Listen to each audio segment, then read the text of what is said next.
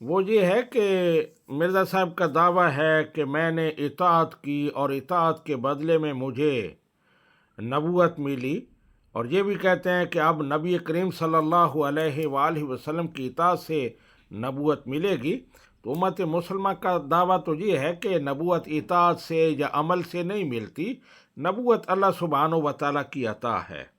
لیکن یہ مرزا قادیانی صاحب کا بہت بڑا جھوٹ تھا، کسی مسئلے میں بھی انہوں نے نبی رحمت صلی اللہ علیہ وآلہ وسلم کی اطاعت نہیں کی۔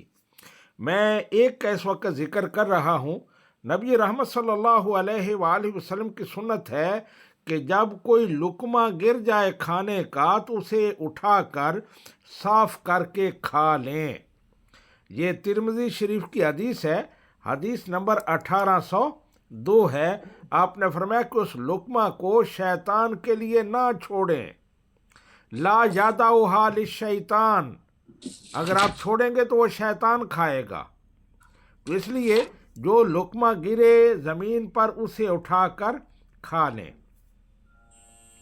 لیکن مرزا صاحب کیا کرتے تھے، یہ دیکھیں، سیرت المہدی ہے، حصہ اول، صفحہ 45 ہے اور کہانی نمبر 56 ہے۔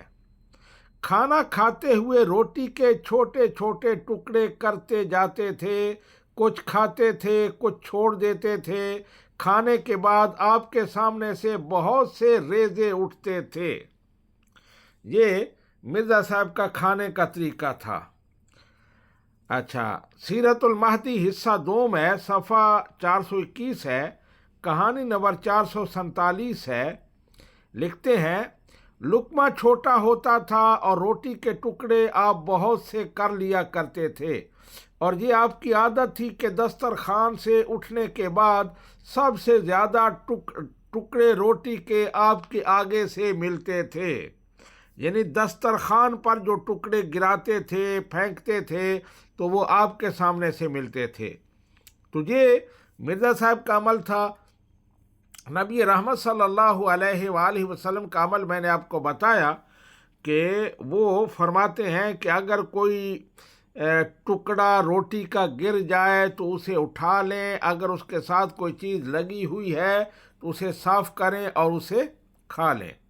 اور صحابہ کرام کا عمل اس حوالے سے کیا تھا، حضرت حذیفہ بن یمان رضی اللہ تعالی عنہ کے بارے میں مشہور ہے کہ ملوک عجم میں سے کسی دربار میں تھے، کھانا کھانے کے دوران لقمہ ہاتھ سے گر گیا، آپ نے سنت مصطفیٰ صلی اللہ علیہ وآلہ وسلم کے مطابق اٹھا کر اسے کھانا چاہا، تو خادم جو تھے آپ کے ساتھ انہوں نے عرض کیا آپ ایسا نہ کیجئے، اجمیوں میں یہ طریقہ معیوب سمجھا جاتا ہے، وہ ایسا کرنے والے کو حقارت کی نظر سے دیکھتے ہیں، آپ نیچے سے لقمہ نہ اٹھائیں۔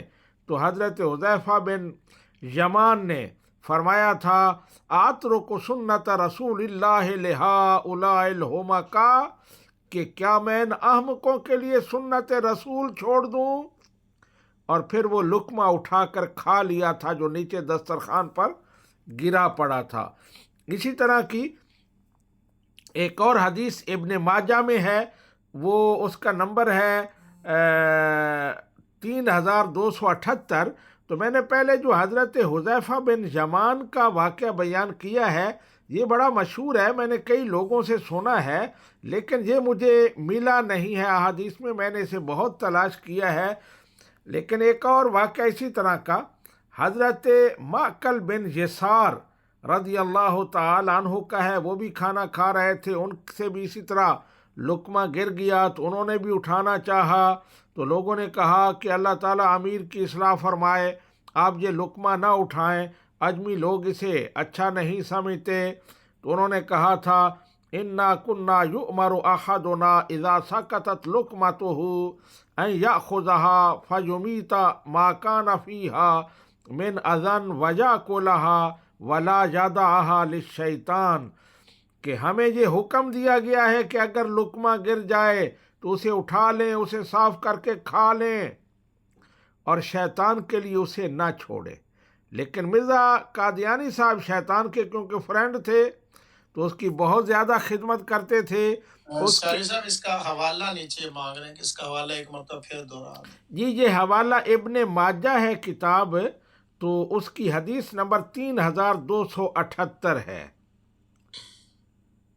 3278.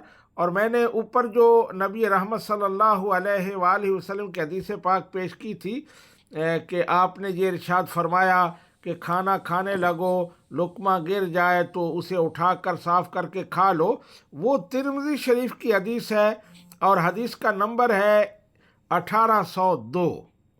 تو یہ نبی رحمت صلی اللہ علیہ وآلہ وسلم کی تعلیمات تھیں. صحابہ کرام کو ان پر اتنا سٹرکٹلی عمل تھا، لیکن مرزا قادیانی اس حدیث کو بالکل کوئی اہمیت نہیں دیتا تھا. سامنے دسترخوان پر جب اٹھتا تھا تو نیچے ریزوں کے ٹکڑوں کے ڈھیر لگے ہوئے ہوتے تھے. جی